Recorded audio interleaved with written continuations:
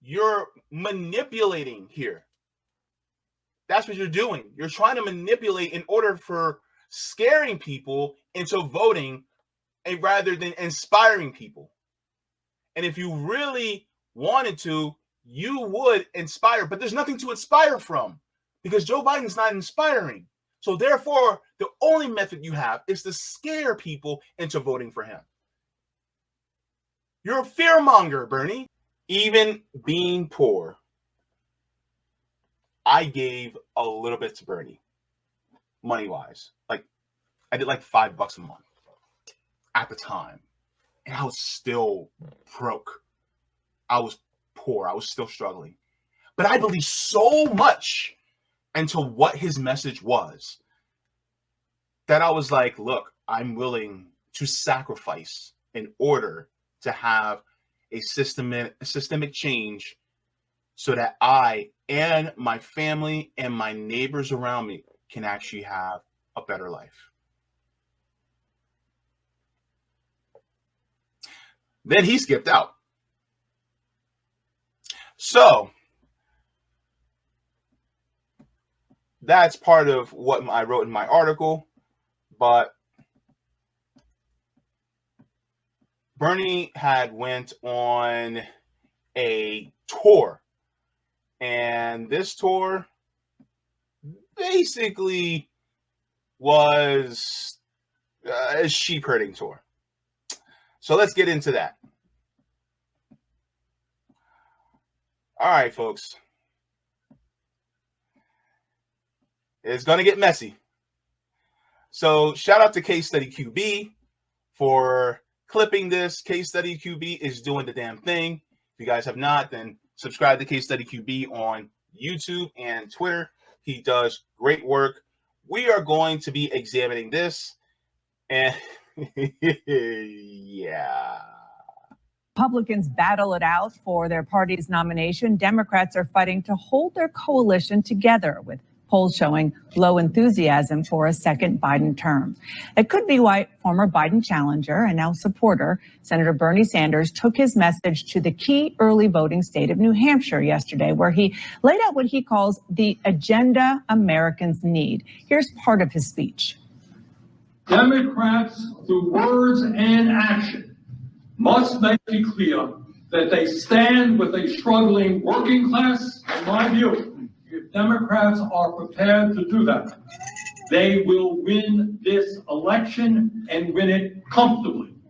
If not, frankly, I am not sure what the election outcome will be, or for that matter, what the future of our country holds. Joining me now is Senator Bernie Sanders. Thank you so much for joining me, sir.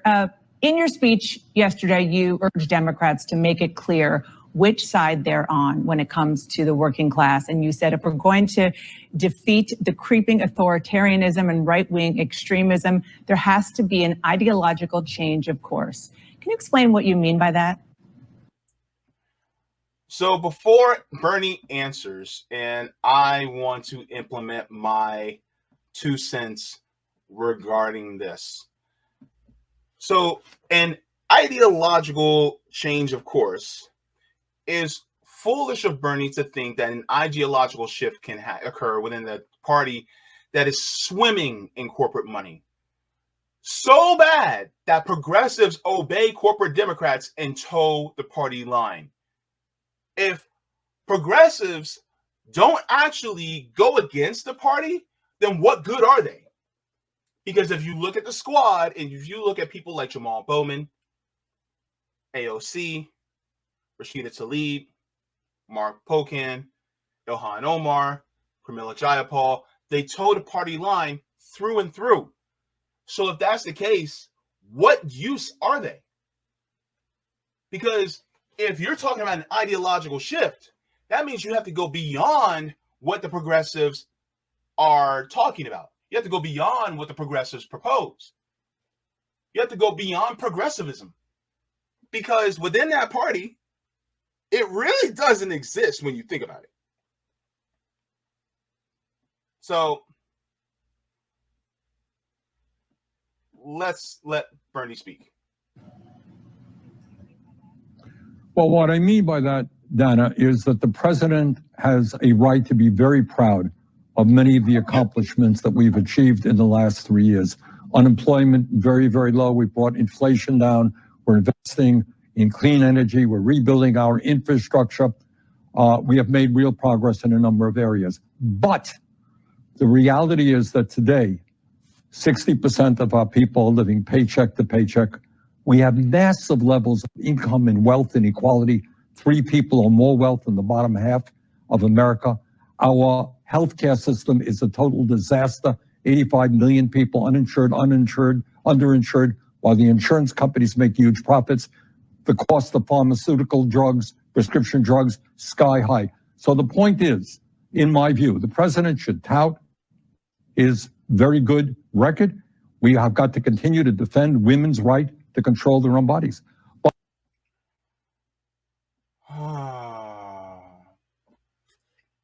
Biden has major accomplishments. Then he proceeds to tell you how the country got worse. Like, make that make sense. Biden is doing great, but the country is horrible. And the thing is that you know that these things aren't going to happen overnight, but I don't see my life has improved at all. It's like, which one is it, Bernie? The contradictions are confusing for many of us because we don't see progress in our own material conditions. This reduction of inflation hasn't brought me relief, and I'm poor. Like, what are you talking about? And then he talks about women's right to control their own bodies, like the overturning of Roe v. Wade under the Biden administration. How is that a victory? Protecting women's rights. If you would have did that, then Biden should have. If Biden cares so much about women, why didn't he do that within his first 100 days to codify Roe v. Wade into law? Didn't Biden have a majority?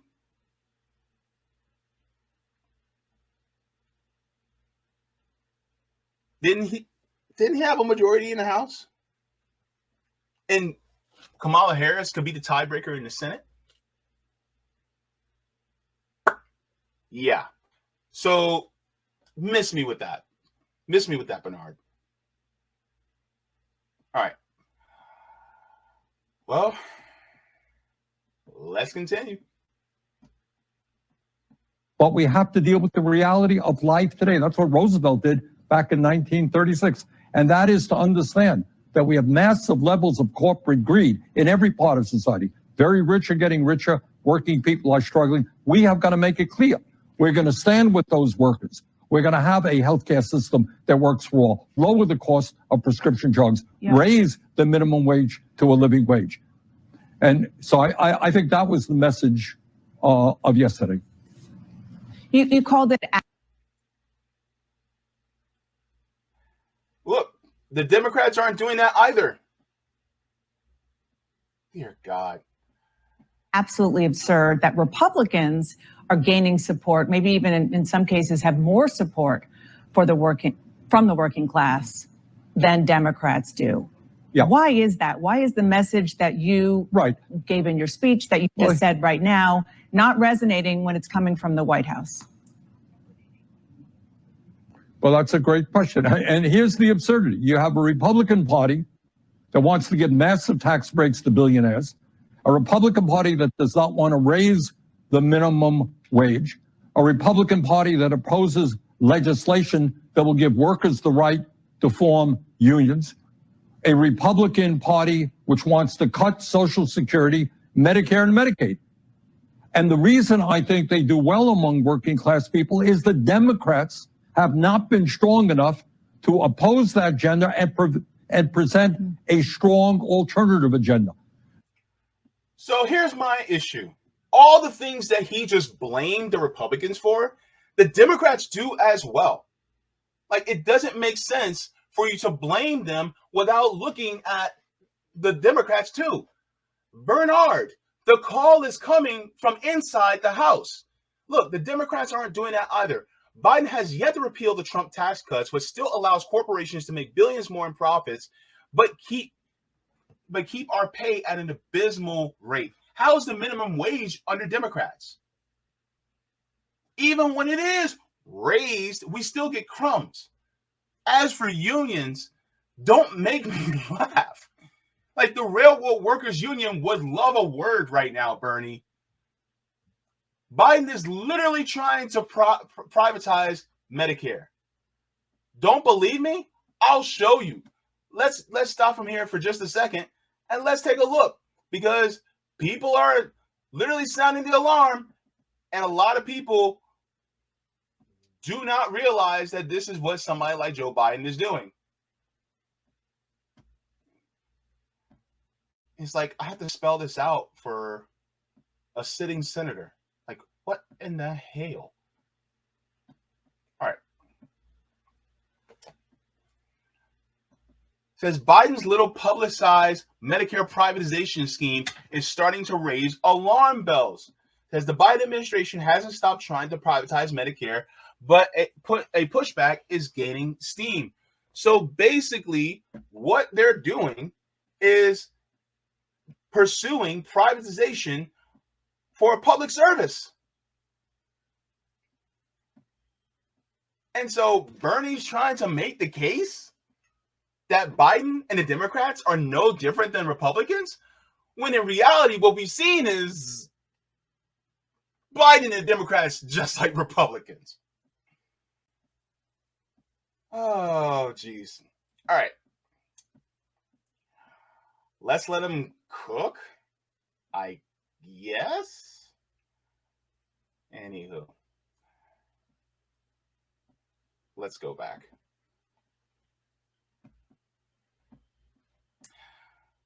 Go ahead, Bern.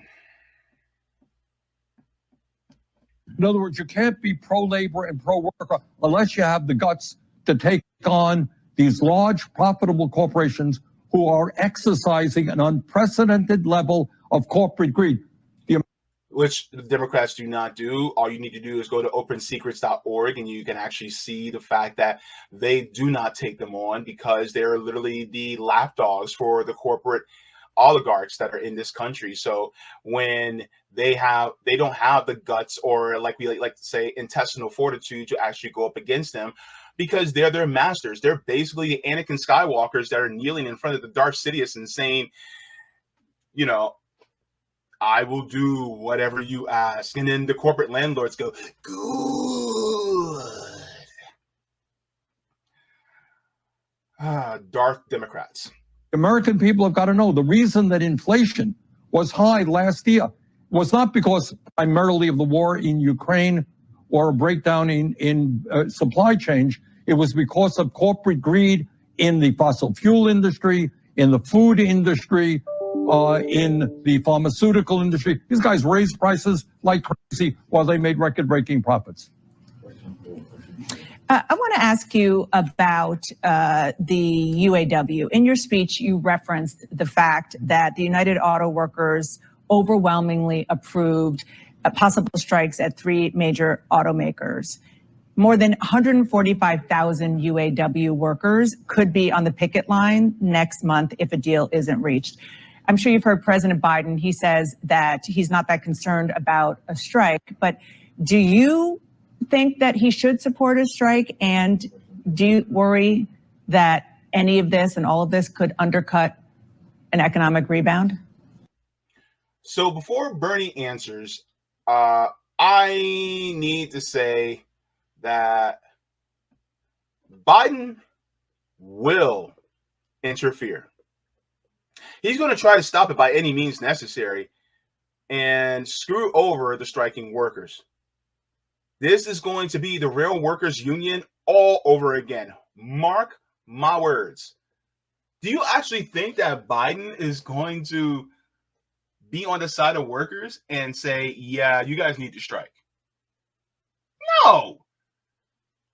And the crazy part is, perish the thought, it would literally help Biden if he stood behind them when they went to strike. If he said, yeah, you guys go ahead and go on strike, that would literally help him. But it goes against the corporate dictators. That's not what Biden's about. You see, Here's the difference between somebody like myself and Bernie Sanders. I trust a snake to do what a snake does. If a snake tells me otherwise, I don't believe the snake. I'm not going to pick up the snake, even though it tells me, hey, I'm friendly, pick me up. And then it bites me, and I go, ow, you bit me. That's when the snake goes, well, you knew I was a snake when you picked me up. I trust him to be who he is. A leopard cannot change his spots. And a 79, 80-year-old leopard definitely sure as hell ain't changing his spots. Especially one that's in cognitive decline.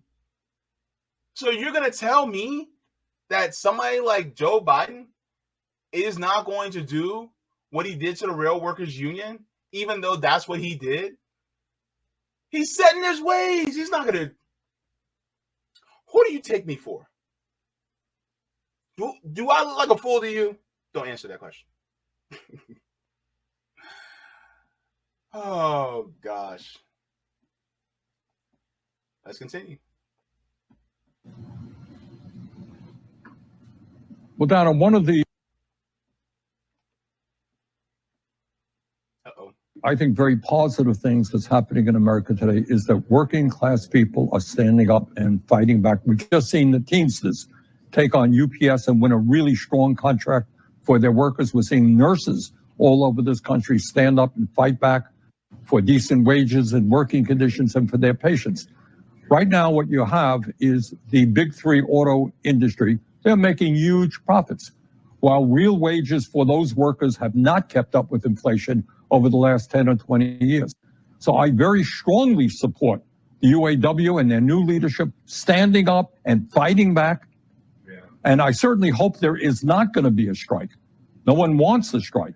But the big three have got to understand they cannot have it all. They can't make. I want to strike because I'm sick and tired of these corporations, but that's just me. Make huge profits, give exorbitant compensation packages to their CEOs and ignore the needs of workers. So I hope they will sit down with the union and negotiate a contract that is fair to the workers in the industry. Now, I know that Savvy is going to be talking about the UAW worker strike in more detail. So if you guys would like to, you guys can actually stay tuned for that. I think they're going to be talking about an RBN too. But you guys go ahead and tune into them as well to talk about the more details about that. I may cover it a little bit later when a little bit more details come out. But yes, this is what's happening regarding the United Auto Workers. That's also going to be massive if they do go on strike. And I really do hope that they do, especially in the next few weeks, because it is absolutely imperative that they get what they need as workers. Senator Sanders, Cornel West, who is a close ally of yours, Here we go. Here we go. Y'all ready? Here we go. He is running a third-party campaign for president. He recently criticized you for endorsing President Biden's reelection. Listen to what he said. I love the brother, and you know, even in love, people have deep disagreements about these things. But I think, again, he's fearful of the neo-fascism of Trump. People look at Biden, they don't really want to tell the full truth. He's created the best economy that we can get. Is this the best that we can get? You're going to tell that lie to the people? Woo. Just for Biden to win? First of all, hold up.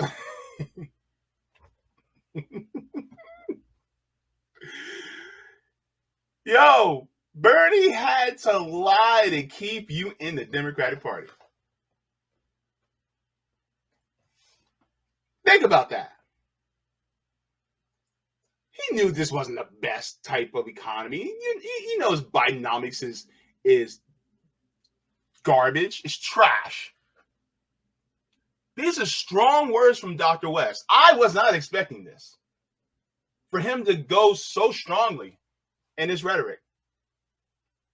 Look, many are hurting even more. Homeless rates are increasing. Rents are going up. Pay is stagnant. People still don't have adequate health care. The race to the bottom is ridiculous. But Bernie's going to tell you that this is the best that we can get. Fuck that. It's not the best that we can get, and we can actually have something better. But Bernie feels otherwise. So let's hear what he has to say. What's your reaction to that? Well, my reaction is that it certainly is not the best economy that we can create. That was what my speech was about yesterday. We've got to join the rest of the industrialized world, guarantee health care to all. We've got to cut the cost of prescription drugs in half. We've got to raise the minimum wage to at least $17 an hour. We've got to build 17 an hour? What? Hold up. Did this dude just say 17 an hour? God, he's a one-trick pony. What decade is Bernard living in? According to the National Low-Income Housing Coalition, states like Michigan, Georgia, Texas, Pennsylvania, and Minnesota, you have to make over $20 an hour just to afford a 2-bedroom apartment to survive. Never mind states like New Jersey, California, or my home state of Florida, where you need to make over $30 an hour just to survive. Holy crap. This is wicked. And you're telling me that, oh, well, this is the best that we can do. 17 an hour? Bernard, you don't dream big enough, do you?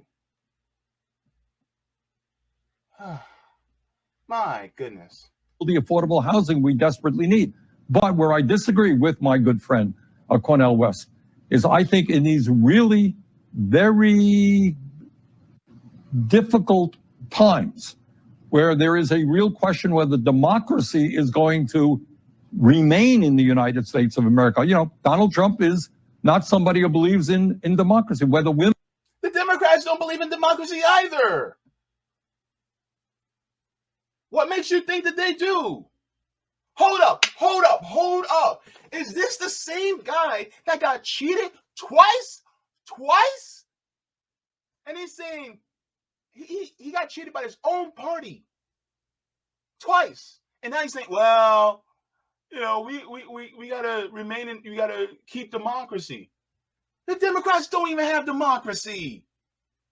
They actually argued that in court to keep out democracy. So what are we doing here?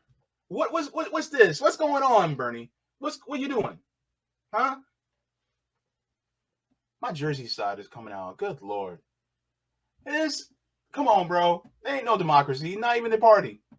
Women are going to be able to continue to control their own bodies. Whether we have social justice in America, we end bigotry.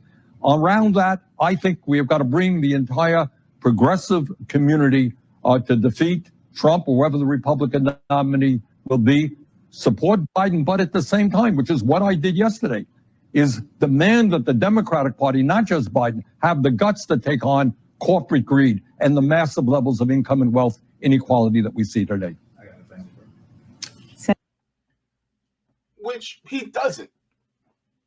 They don't. And they haven't for at least a long time. And that's me being kind saying that. That they haven't said that for a long time. So there's more. And let me get to this as well.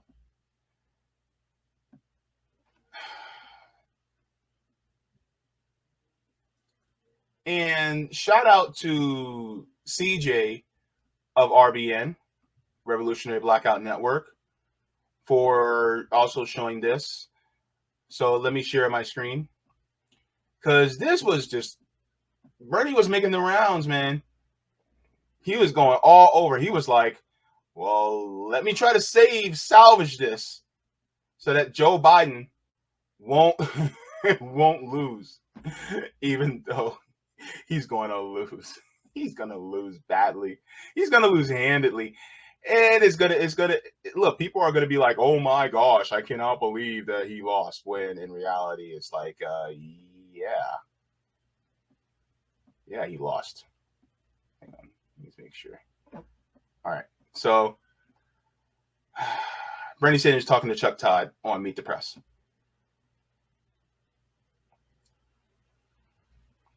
Come on, start. Begin.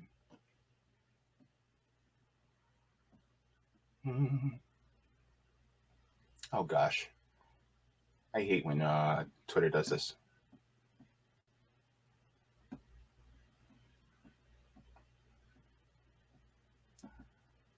Oh, okay.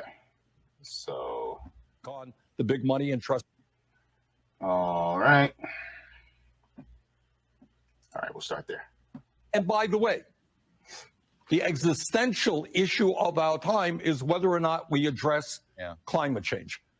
And we have made some steps forward, but there is no question in my mind if we're going to provide allow our kids and grandchildren to live in a healthy planet, we've got a lot more to do. Do you think they're... So he talks about the issue about climate change.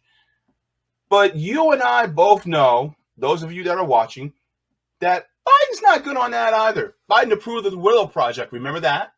The Willow Project that is in northern Alaska that's actually drilling for more oil. Or about him approving more drilling permits offshore of Texas. Biden is not addressing the climate issue. So if this is your push to make the case for Biden, when you look at the facts on the ground, it actually looks worse for Biden because he's not doing the things that you say he's doing, or you're not making the case that he's going to improve on the things that he's trying to do. Biden is just the standard issue. Republican, Democrat, they're all the same.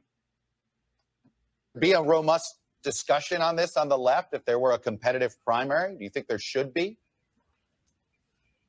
Well, what I think in this particular time, this particular moment in American history, when we're taking on somebody, the former president, who in fact does not believe in democracy, he's an authoritarian and a very, very dangerous person. I think at this moment, there has got to be a unification of progressive people in general all over this country, people who are prepared to make sure that women control their own body, that we deal with climate change, that we represent the needs of the working class of this country and take on the billionaire class.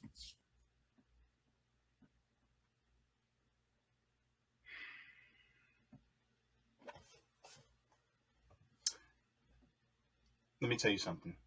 This is going to be very important.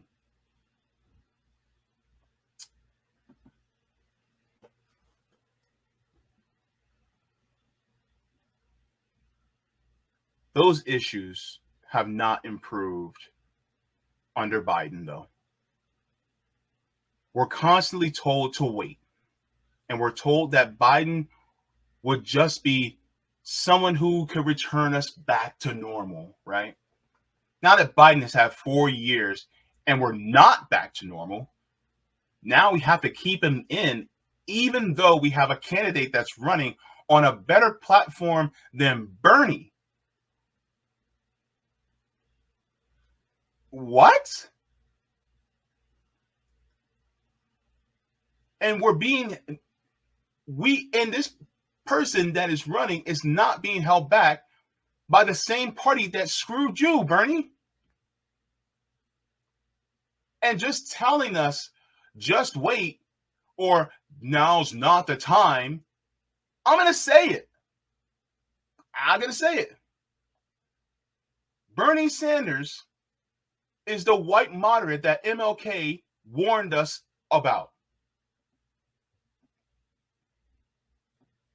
Let's take a look. Because the thing is that he told us to wait.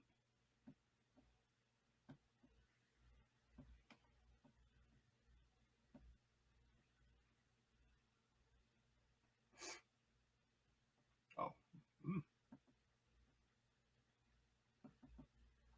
Oops. I made a mistake.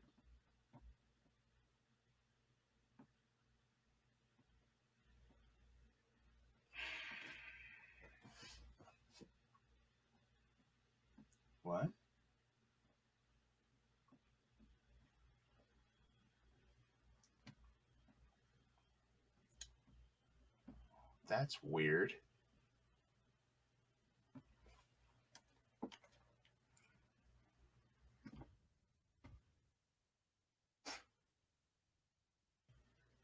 Yeah. All right. That was weird. My link didn't work. Oh, well. This is Bernie Sanders now. This is his legacy.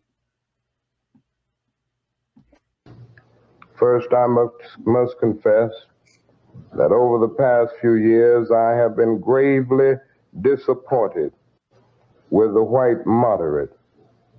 I have almost reached the regrettable conclusion that the Negro's great stumbling block in his stride toward freedom is not the white citizens' counselor or the Ku Klux Klaner, but the white moderate, who is more devoted to order than to justice, who prefers a negative peace, which is the absence of tension, to a positive peace, which is the presence of justice, who constantly says, I agree with you in the goal you seek, but I cannot agree with your methods of direct action, who paternalistically believes he can set the timetable for another man's freedom, who lives by a mythical concept of time, and who constantly advises the Negro to wait for a more convenient season.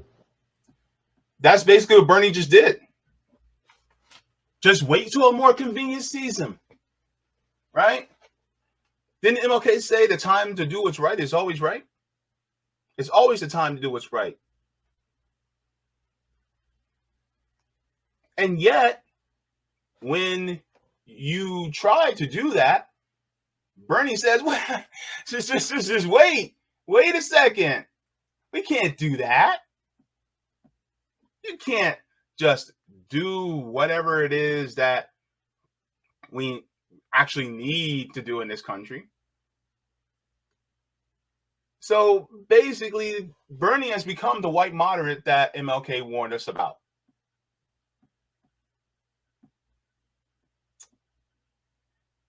I want my money back, by the way.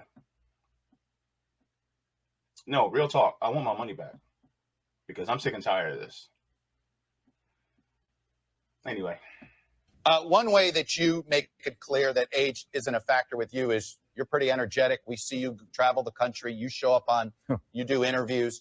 It is clearly an issue for many voters when it comes to President Biden. He's a year younger than you.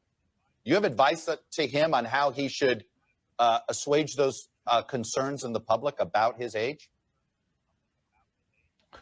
Look, when people look at a candidate, whether it's Joe Biden or Trump or Bernie Sanders, anybody else, they have to evaluate a whole lot of factors.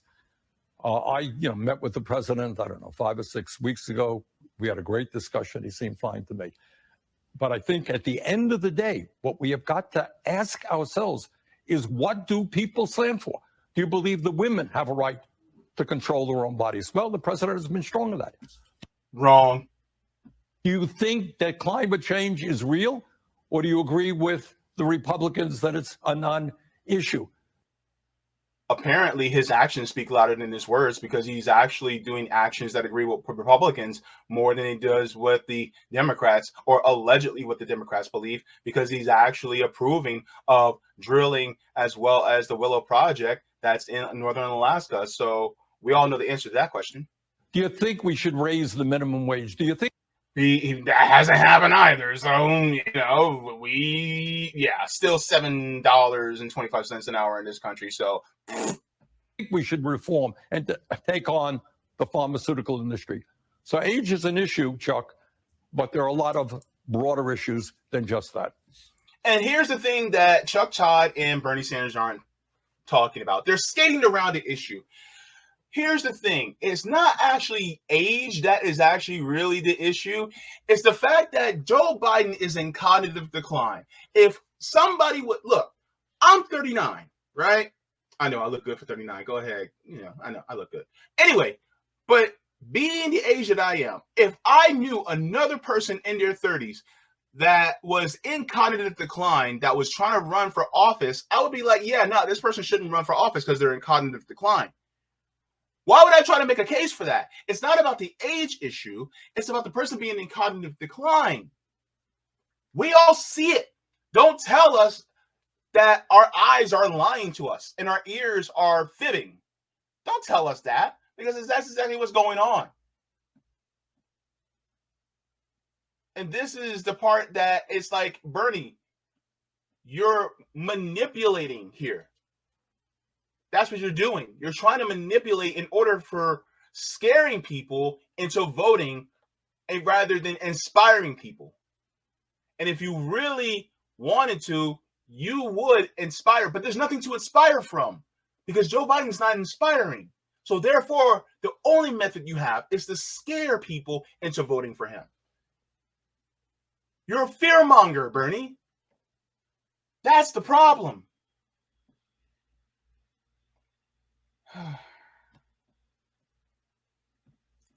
It gets worse.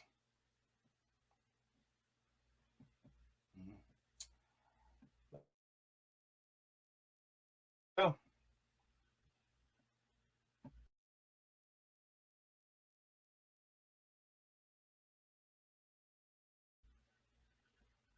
Let me ask you about Cornel West. He was a co-chair of your campaign in 2020. He's flirting with a Green Party bid for president. The numbers tell the story between 2020.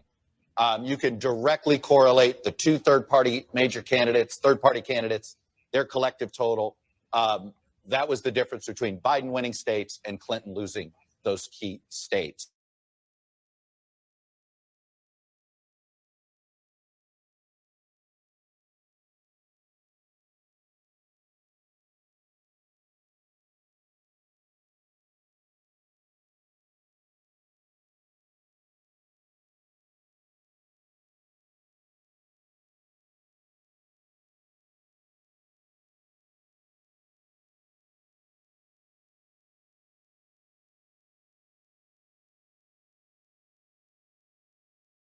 He wants to do. I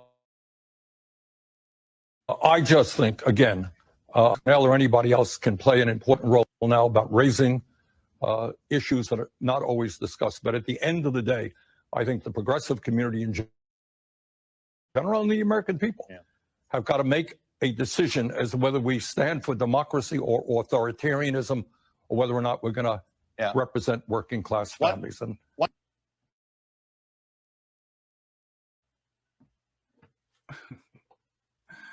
are you trying to dissuade Cornel from running? Bernie never answered the question. That was a politician-y answer, and everybody knows it. The answer is yes. The answer is yes. They had to get their strongest dude out there to dissuade people from going outside of the duopoly. They literally had to drag Bernie out to say, stop Cornel at all costs. That's basically what this is. This is a stop Cornel operation. They're threatened. They're deeply threatened by him. And here's the thing. Talking about stopping, the right-wing extremist shift in this country, we can't do that through a third party, Bernie.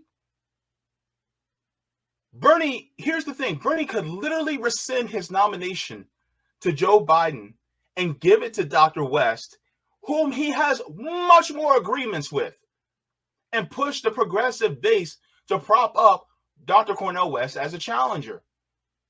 You see what Bernie is doing? Bernie is policy, he's party over policy. He literally has the clout to prop up Dr. West and make the case to elect him. And if he got the progressives to prop up Dr. West as well, that would be massive.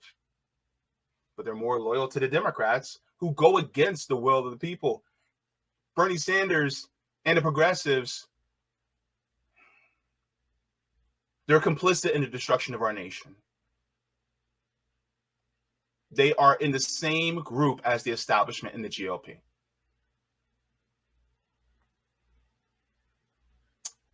And this is why I say that Bernie Sanders has abandoned us. Because it's no longer about the policies that would actually change us on a fundamental level. It's actually about just electing another standard issue Democrat. And he can say, well, we have this threat. There's a threat every 4 years, Bernie. Does it really matter? There's a threat every 4 years. And what good is it if the threat that you're warning us about, that you're going all over corporate media about, is the exact same as the guy that you're trying to vouch for? Because Biden and Trump are literally one and the same. The only difference is Biden rhetorically supports people who are marginalized. But when it comes to actual policy, he doesn't support us. So you're really making the case for another Trump. Just one that's less orange.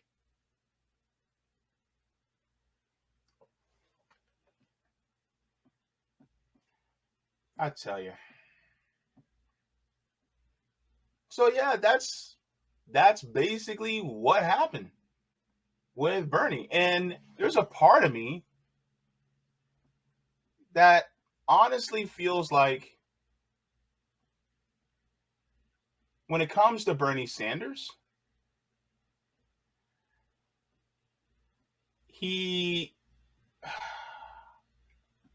Bernie Sanders has, my question is what he did more just nefarious, or is what Bernie did, is what he did more nefarious, or is he just mistaken? And I actually answer that. Well, I asked these questions in an article that I wrote, and I'm not going to read the article, but I just want to share and show you guys. I wrote the article on Substack, says it's time to move beyond Bernie Sanders. Says Bernie gives a critique to Dr. West while clinging to the Democratic Party. And this just came out. And so if you guys would like to, I can share this in the chat if you guys would like to read this article. But this is just my thoughts. And I kind of go back and forth over whether Bernie is really just, is he nefarious in this, or is he just being manipulated? You know,